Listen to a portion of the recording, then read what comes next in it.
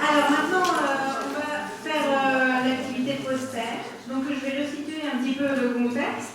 Donc toutes les filles et le garçon que vous voyez autour sont des étudiants en master 2 sciences de l'éducation à l'Université de Liège et ils ont travaillé dans le cadre d'un cours d'évaluation et d'expérimentation à la conception d'activités d'évaluation pour le PNTIC. Donc en fait, ils ont eu comme consigne de trouver des activités d'évaluation qui permettaient d'évaluer différentes connaissances dans le cadre de PNTIC, à savoir, on leur a proposé de faire des activités d'évaluation plutôt intégratives. Donc on ne se situe pas à des petits niveaux, ils ont essayé de créer des activités qui touchaient vraiment plusieurs unités de formation, plusieurs objectifs d'apprentissage, et ça avec l'aide de formateurs PNTIC qui sont venus travailler avec eux, etc.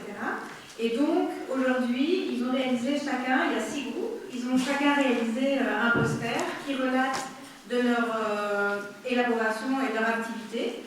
Et alors, ce qui va se passer pendant l'heure et demie qui suit, enfin jusqu'à 3 heures, vous allez tous pouvoir aller voir 4 posters sur les 6, donc un quart d'heure par poster.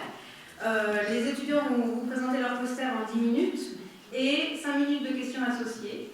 À la fin de ce quart d'heure, vous allez entendre ça.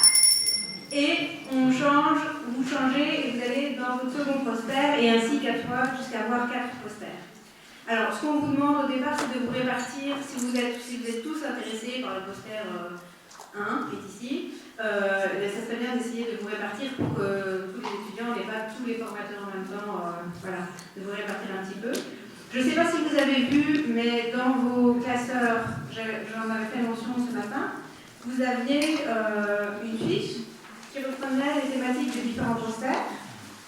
Donc je vais peut-être vous les rappeler brièvement pour que vous sachiez vers quoi vous dirigez et pouvoir choisir vos 4 posters. Donc pour le premier, ici, voilà, qui s'appelle Ma passion, mon profil, qui a été réalisé en collaboration avec la formatrice Wendy Lambert de l'AID La Trève. Vous avez Morgane, x2, et Rémi, qui vont vous présenter une activité d'évaluation qui est basée sur la création d'un projet personnel qui tourne autour d'une de leurs passions. Et ce projet se construit sur base d'un profil sur un réseau social adapté aux stagiaires, avec la création d'une page de communication et la rédaction d'un article. Ils utilisent aussi des grilles d'évaluation, etc., etc. Et donc, ils peuvent vous le présenter. Le deuxième poster, ici, avec mademoiselle, qui s'appelle PNTIC, la formation qui tombe à pic, accompagné par le formateur Jérôme Piton de l'ASBL Perspective à Flémal, qui est juste à côté. Voilà. Vous trouverez Marine, Alexia, Ludivine et Lauriane, qui proposent de créer une espèce de carte d'identité de la formation PNTIC à travers la réalisation du CV de la formation PNTIC et de la lettre de motivation de la formation PNTIC. Et donc elles vous présenteront comment réaliser ça avec les stagiaires. Ensuite, pour le troisième poster au fond, c'est à la recherche de l'emploi avec mon persona, des étudiants qui ont été aidés par Javier Robles d'Interface 3. Il y a Émilie, Julie et Alexandra qui proposent aux stagiaires de se créer une identité numérique fiable et efficace sur les réseaux sociaux afin de repérer, de suivre des employeurs potentiels, et vous verrez qu'elles utilisent une méthode un petit peu particulière, à savoir le persona. Je ne vous en dis pas plus, si vous voulez savoir, vous allez les voir. Ensuite, derrière, voilà, vous avez Virginie, Elisabeth et Odile, avec l'aide de la formatrice Alexandra Clojean de CIMA de Verviers, qui vous propose une adaptation du jeu Trivial Poursuite, qui s'appelle Trivial Purtic. Et vous verrez que c'est assez marrant, donc vous créez un plateau de jeu avec des pinces à linge à gagner en fonction de différents types de questions. Tout ça autour d'éthique pour évaluer les connaissances et les pratiques aussi, les savoir-faire des stagiaires. Donc pour en savoir plus, c'est juste derrière vous.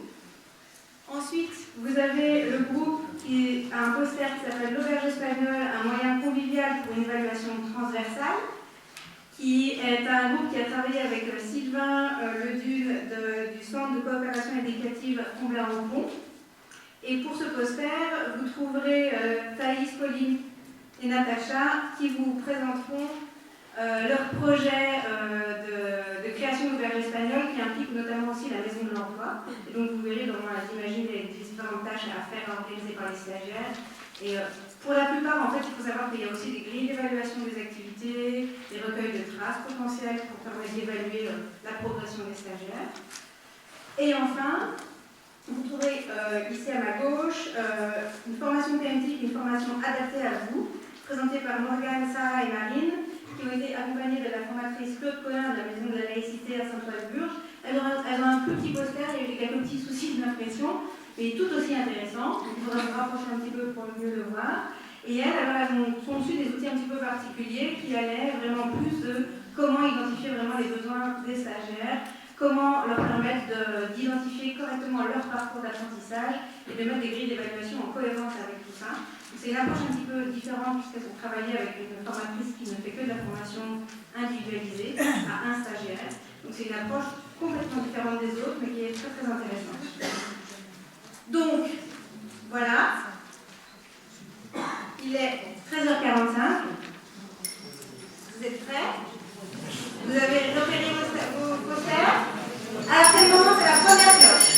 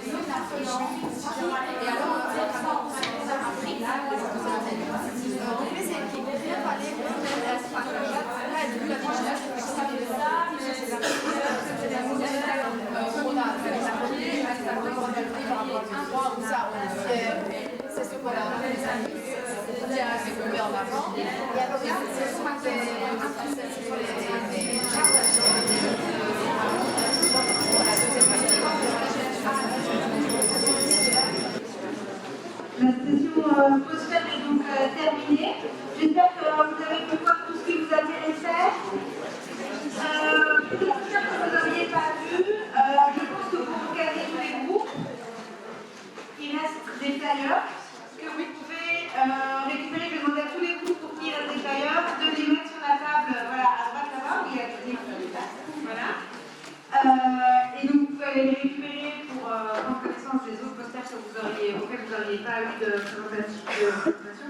Est-ce que vous avez des questions, des suggestions, des remarques ou quoi que ce soit sur les posters, sur la séance qui vient de se passer? Les étudiantes et étudiants sont encore là pour répondre à vos questions ou apporter des détails, je ne sais pas. Vous avez pu poser toutes vos questions? Alors, ce qu'il faut savoir, c'est que la plupart des groupes, même tous les groupes, vont implémenter en fait leurs activités dans des classes de stagiaires, avec des groupes de stagiaires, avec les formateurs avec lesquels ils ont travaillé à la conception de ces activités. Vous aurez évidemment un retour sur la façon dont ça s'est passé. Ils vont évidemment réguler aussi un petit peu leur dispositif en référence à ce qui va se passer sur le terrain. Et à terme, durant l'année 2016, début 2016, on va mettre en ligne sur le site PMTIC, alors on ne sait pas encore comment, sous quelle forme, à quel endroit, etc. On va construire un petit peu tout ça. On va mettre en ligne ces activités pour vous les mettre à disposition en tant que formateur, pour que vous puissiez les adapter, les utiliser, les enrichir, en prendre un bout, etc. etc. Et n'hésitez pas, le cas échéant, à venir partager vos expériences, à proposer des suggestions d'amélioration, des adaptations, etc. etc. Et en tout cas, on remercie au nom de l'équipe PMTIC, mais de l'équipe du LabSat aussi. Moi, je remercie beaucoup les étudiantes et les étudiants qui... C'est dur la vérité. Qui ont participé à cette activité, ainsi que les formateurs qui les ont accompagnés. C'est vraiment une très chouette expérience pour nous. J'espère que pour eux, ça a été pareil. Et voilà, on espère qu'en tant que formateur PMTIC, vous avez l'occasion d'utiliser ces activités. Et on fait régulièrement appel aux formateurs PMTIC pour participer à des activités de ce type. type-là. Alors des fois avec des étudiants, des fois avec d'autres publics, des fois pour la construction de nos outils, de vos outils. Donc dans ces cas-là, n'hésitez pas à relever des petits défis de ce type-là et à participer. On voit que voilà, ça peut donner des résultats qui sont très sympas. Donc voilà. Alors, maintenant je vous remercie.